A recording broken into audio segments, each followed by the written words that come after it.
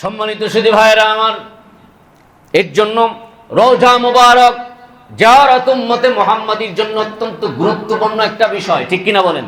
অত্যন্ত গুরুত্বপূর্ণ একটা বিষয়। কেননা আপনার হজ এবং উমরা কবুল হয়েছে কিনা এটা সার্টিফাই করবে রাসূল আরবি সাল্লাল্লাহু আলাইহি ওয়াসাল্লাম। সুবহানাল্লাহ বলেন।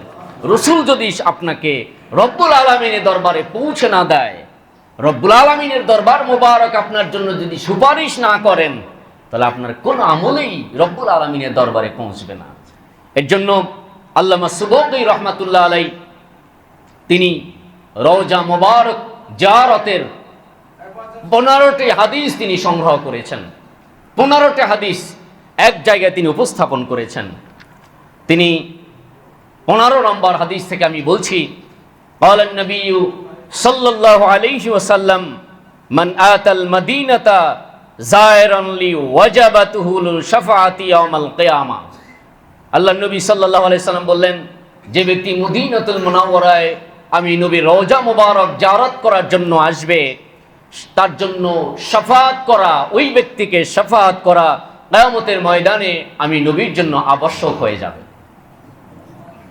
ওয়ামান মাতা ফি আহাদিল হারামাইন, আর যে ব্যক্তি মক্কাতুল মুকাররমা অথবা মদিনাতুল মুনাওয়ারায় ইন্তেকাল করবেন, উবআসা আমিনা, কিয়ামতের ময়দানে তাকে একজন আমেনা হিসাবে, পরিপূর্ণ নিরাপত্তাকারী হিসাবে, অর্থাৎ তার সকল গুনাহগুলো থেকে পবিত্র করে রব্বুল আলামিন কিয়ামতের ময়দানে তাকে উপস্থাপন করবে। বলুন সুবহানাল্লাহ। অন্য হাদিস রাসূল পাক সাল্লাল্লাহু আলাইহি ওয়াসাল্লাম মান লাম ইয়াজুর কবরি ফাকাদ জাফানি, যে ব্যক্তি হজ উমরা পালন করার জন্য আসলো কিন্তু আমি নবীর কবর জিয়ারত করলো না, রওজা মুবারক জিয়ারত করলো না, সেজন্য আমি নবীকে কষ্ট দিল, আঘাত করলো। বলেন নাউযু বিল্লাহি মিন যালিক। قال النبي صلى الله عليه وسلم من زارني حتى ينتهي الى القبر كنت له يوم القيامه شاهدا। আল্লাহর হাবিব বললেন, যে ব্যক্তি শেষ করবে তার সফরকে নবীর রওজা মুবারক জিয়ারত করার জন্য, অর্থাৎ তিনি হজ উমরা পালন করার জন্য গিয়েছেন, হজের সকল কার্যক্রম শেষ করে তিনি রওজা মুবারকে শুধু রওজা মুবারক জিয়ারত করার জন্যই উদ্দেশ্যে সেখানে গিয়ে ক্ষান্ত হয়েছেন, উপস্থিত হয়েছেন। ইলা কবরি, আমার কবরের নিকট এসেছেন। কুনতু লাহু ইয়াউমাল কিয়ামতে শাহীদান, ওই ব্যক্তি কিয়ামতের ময়দানে তার পক্ষে একজন শাহেদ হিসাবে, তার পক্ষে সুপারিশকারী হিসাবে কিয়ামতের ময়দানে আমি নবীকে সে পাবে। এরপরে হাদিস মুবারাকা قال النبي صلى الله عليه وسلم من زراني ميتا كأنما زراني حيا ومن زراني قبري وجبت له شفاعتي يوم القيامة। নবী বলেছেন, মান জারানি মাইতান, যে ব্যক্তি আমার ওফাতের পরে আমার রওজা মুবারক জিয়ারত করার জন্য আসলো, ফাকান্নামা জারানি হাইয়ান, সেজন্য আমি নবী জীবিত অবস্থায় আমার সাথে সাক্ষাৎ করলো। বলুন সুবহানাল্লাহ। ওয়া মান জারানি কবরি, আর যে ব্যক্তি আমার ওফাতের পরে আমার রওজা মুবারক জিয়ারত করে তাকে সুপারিশ করে জান্নাত পর্যন্ত পৌঁছে দেওয়া আমি নবীর জন্য ওয়াজিব হয়ে যাবে। সুম্মা লাম ইয়াজুরনি ফালাইসা লাহু উযরুন, রাসূলের পর বলেছেন, যে ব্যক্তি রওজা মুবারক জিয়ারত করলো না, এই সময়টুকু পাইল না, কিয়ামতের ময়দানে রব্বুল আলামিন তার থেকে কোনো ওজর গ্রহণ করবেন না। ওজর বুঝেন? কোনো ওজর গ্রহণ করবেন না। কোনো কিছু যে বলবে যে রব্বুল আলামিন আমি এই ব্যস্ততার জন্য, এই সময় সংকীর্ণতার জন্য, অর্থের জন্য আমি আপনার রওজা মুবারক জিয়ারত করতে পারি নাই, এমন কোন ওজর রব্বুল আলামিন তার থেকে গ্রহণ করবে না। কিয়ামতের ময়দানে তাকে লাঞ্ছিত করবেন। قال النبي صلى الله عليه وسلم من زارني بالمدينة محتسبا كنت له شفيعا أو شهيدا। এরপর রাসূল বলেছেন, মান জারানি বিল মাদিনাতে মুহতাসিবান, যে মদিনা শরীফ জিয়ারত করার জন্য আসলো একমাত্র নেক হাসিলের উদ্দেশ্যে, সওয়াব হাসিলের উদ্দেশ্যে, গুনাহ মাফের উদ্দেশ্যে, কে কিয়ামতের কুনতু লাহু শাফিআন আও শাহীদান, ওই ব্যক্তি কিয়ামতের ময়দানে তাকে সুপারিশকারী এবং তার পক্ষে শাফাআতকারী হিসাবে আমি নবীকে সে পাবে। সুবহানাল্লাহ বলবেন না? قال النبي صلى الله عليه وسلم من زراني بعد موتي فكأنما زراني وانا حيا। রাসূল বলেছেন, আমার ওফাতের পরে যে ব্যক্তি রওজা মুবারক জিয়ারত করার জন্য আসলো, সেজন্য আমি নবী জীবিত অবস্থায় আমি নবীর সাথে সাক্ষাৎ করলো, বলুন সুবহানাল্লাহ। এই হাদিস খানা আবুল ফাতু সাইদ ইবনে মুহাম্মদ ইবনে ইসমাইল আল ইয়াকুবি রহমাতুল্লাহ আলাই তার গ্রন্থের মধ্যে উল্লেখ করেছেন। হাফেজ আবুল ফাত্তাহ আল আজদি তিনি একখানা হাদিস ইরশাদ করেছেন, ক্বালান নবী সাল্লাল্লাহু আলাইহি ওয়াসাল্লাম মান হাজ্জা হাজ্জাতাল ইসলাম ওয়া যারা কবরি রোজা গাজওয়াতান সাল্লা আলাইয়া ফি বাইতুল মাকদিস ইয়াসআলুহুল্লাহু আযজা ওয়া জাল ফি মাফতারাদা আলাইহি। সুবহানাল্লাহ। আল্লাহর হাবিব বললেন, মান হাজ্জা, যে ব্যক্তি মুসলিম অবস্থায় ঈমান থাকা অবস্থায় রওজা মুবারক জিয়ারত করলো, ও রোজা গাজওয়াতান দিন প্রতিষ্ঠা করার জন্য যুদ্ধের ময়দানে অবতরণ করলো, সাল্লা আলাইয়া ফি বাইতুল মাকদিস, যে বাইতুল মাকদাসে গিয়ে আমি নবীর উপরে দুরূদ ও সালাম আদায় করলো, লাম ইয়াসআলহুল্লাহ, আল্লাহ তাবারক ওয়া তাআলার কাছে আমি নবীর জন্য সুপারিশের জন্য দোয়া করলো, আল্লাহ তাবারক ওয়া তাআলা তার থেকে সকল আমলগুলো কবুল পূর্বক আজ্জা ওয়া জাল রব্বুল আলামিন তাকে কি প্রতিদান দিবে জানো? মাফতারাদা আলাই, তার থেকে কোন ফরজ বিধানের আল্লাহ তাবারক ওয়া তাআলা কিয়ামতের ময়দানে তার থেকে জবাবদিহিতা নিবেন না, বলুন সুবহানাল্লাহ।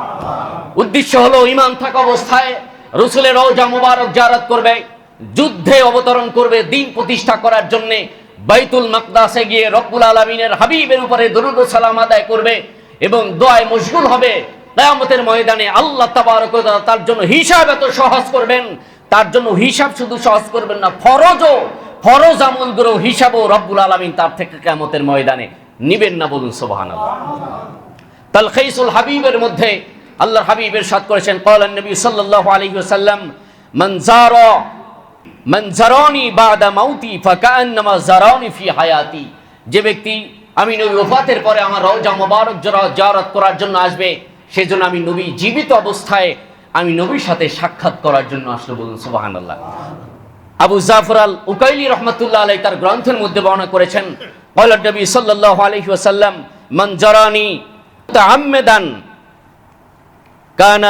কানা ফি জিওয়ারি ইয়াউমাল কিয়ামাত, যে ব্যক্তি আমি নবী রওজা জিয়ারত করার জন্য আসবে, এর মধ্যে অন্য কোনো উদ্দেশ্য থাকবে না, সে ব্যক্তি কিয়ামতের ময়দানে আমি নবী তার জন্য সুপারিশের কাণ্ডার হিসাবে আবির্ভূত হবে, বলুন সুবহানাল্লাহ। রাসূল সাল্লাল্লাহু আলাইহি ওয়াসাল্লাম থেকে আবু দাউদ শরীফ থেকে হাদিস এসেছে, ক্বালান নবী সাল্লাল্লাহু আলাইহি ওয়াসাল্লাম মান যারা কবরি আও মান জারানি কুনতু শাফিআন লাহু আও শাহীদান, কিয়ামতের ময়দানে যে ব্যক্তি আমি রওজা মুবারক নবীর রওজা মুবারক জিয়ারত করবে, সে ব্যক্তি আমি নবীকে শাফাতের কাণ্ডারি হিসাবে এবং তার পক্ষে সুপারিশকারী হিসাবে কিয়ামতের ময়দানে আমি নবীকে পাশে পাবে, বলুন সুবহানাল্লাহ। ইবনু আদ্দি আল কামিলের মধ্যে বর্ণনা করেছেন, ক্বালান নবী সাল্লাল্লাহু আলাইহি ওয়াসাল্লাম মান হাজ্জাল বাইতে ওয়া লাম ইয়াজুরনি ফাকাদ জাফানি, যে ব্যক্তি হজ ওমরা পালন করার জন্য আসলো কিন্তু আমি নবীর রওজা মুবারক জিয়ারত করার জন্য উপস্থিত হলো না, ওই ব্যক্তি আমি নবীকে কষ্ট দিয়ে বাড়ি ফেললো, নাউযুবিল্লাহ মিন যালিক। আল্লাহর নবী সাল্লাল্লাহু আলাইহি সাল্লাম এর পরে বলেছেন, ক্বালান নবী সাল্লাল্লাহু আলাইহি সাল্লাম মান হাজ্জা ফাজারা কবরি বাদা ওয়াফাতি ফাকান্নামা জারানি ফি হায়াতি। একই ভাষার মধ্যে এসে দারে কুতনির মধ্যে হাদিস, আল্লাহর নবী বলেছেন, আমি ওফাতের পরে যে ব্যক্তি আমি নবীর রওজা মুবারক জিয়ারত করতে আসলো, সেজন্য আমি নবীর হায়াত থাকা অবস্থায় জীবিত অবস্থায় আমি নবীর সাথে সাক্ষাৎ করতে আসলো, বলুন সুবহানাল্লাহ। দারে কুতনি, তবরানি এবং মুজামুল কাবীরের মধ্যে হাদিস, ক্বালান নবী সাল্লাল্লাহু আলাইহি ওয়াসাল্লাম মান জানি যায়রান লা ইয়ালামু হাজাতান ইল্লা জিয়ারতি কানা হাক্কান আলাইয়া আন আকুনা শাফিআন ইয়াউমাল কিয়ামা। কিয়ামতের ময়দানে ওই ব্যক্তি আমাকে সুপারিশকারী হিসাবে পাবে, যে ব্যক্তি জানি যায়রান লা ইয়ালামু হাজাতান ইল্লা জিয়ারতি, যে ব্যক্তি আমি নবীর রওজা জিয়ারত করার জন্য মদিনাতুল মুনাওয়ারায় হাজির হয়েছে, অন্য কোনো উদ্দেশ্য ছিল না, অন্য কোনো চাওয়া পাওয়া ছিল না, উদ্দেশ্য হলো নবীর রওজা জিয়ারত করা, উদ্দেশ্য হলো নবীর সাথে সাক্ষাৎ করা, উদ্দেশ্য হলো নবীকে সাক্ষী রেখে রব্বুল আলামিনের দরবারে তওবা করা, একমাত্র উদ্দেশ্য নিয়ে নবীর রওজা মুবারক জিয়ারত করার জন্য যে এসে কিয়ামতের ময়দানে আকুনু শাফিআন ইয়াউমাল কিয়ামা, আমি নবীকে তাকে সুপারিশকারী রত অবস্থায় কিয়ামতের ময়দানে পাবে, বলুন সুবহানাল্লাহ। ইমাম আহমদ ইবনে উমর আল বাজ্জাজ তার মুসনাদের মধ্যে ইরশাদ করেছেন, ক্বালান নবী সাল্লাল্লাহু আলাইহি ওয়াসাল্লাম মান যারা কবরি হাল্লাত লাহু শাফাআতি, যে ব্যক্তি আমার রওজা মুবারক জিয়ারত করলো, ওই ব্যক্তি নবীকে শাফাতের কান্ডারি হিসাবে কিয়ামতে পাবে, বলুন সুবহানাল্লাহ। বাইহাকি শরীফের হাদিস, রাসূল পাক সাল্লাল্লাহু আলাইহি ওয়াসাল্লাম বলেছেন, ক্বালান নবী সাল্লাল্লাহু আলাইহি ওয়াসাল্লাম, মান যারা কবরি ওয়াজাবাত লাহু শাফাআতি। যে ব্যক্তি আমি ওফাতের পরে আমি নবীর রওজা মুবারক জিয়ারত করার জন্য আসলো, ওয়াজাবাত লাহু শাফাআতি, ওই ব্যক্তিকে সুপারিশ করে জান্নাত পর্যন্ত পৌঁছে দেওয়া আমি নবীর জন্য আবশ্যক হয়ে যায়, বলুন সুবহানাল্লাহ। সম্মানিত সুধী ভাইরা আমার, এর জন্য রাসূল পাক সাল্লাল্লাহু আলাইহি ওয়াসাল্লামের রওজা মুবারক জিয়ারত করা, আল্লাহর হাবিব সাল্লাল্লাহু আলাইহি ওয়াসাল্লামের রওজা মুবারকের পাশে উপস্থিত হওয়া আমাদের গুনাহ মাফের অন্যতম মাধ্যম, ঠিক কিনা বলেন?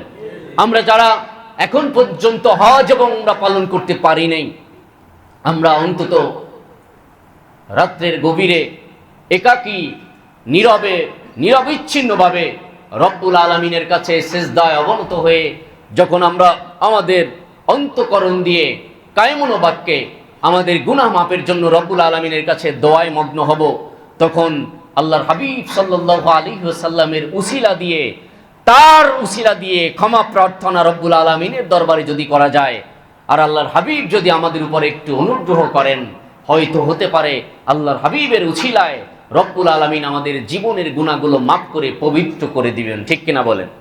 আল্লাহ তাবারক ওয়া তাআলা আমাদের সকলকে আল্লাহর হাবিব সাল্লাল্লাহু আলাইহি ওয়াসাল্লামের রওজা মুবারক জিয়ারতের উদ্দেশ্যে, হজ উমরা পালন করার উদ্দেশ্যে, জীবনের গুনাহ মাফের উদ্দেশ্যে জীবনে বারবার মক্কাতুল মুকাররমা এবং মদিনাতুল মুনাওয়ারায় হাজিরা দেওয়ার এবং জীবনে বারবার রওজা মুবারকের পাশে রমাদানুল মুবারক অতিবাহিত করে জীবনের গুনাহগুলো মাফ করার তৌফিক আল্লাহ তাবারক ওয়া তাআলা আমাদের সকলকে নসিব করুক। আল্লাহুম্মা আমিন।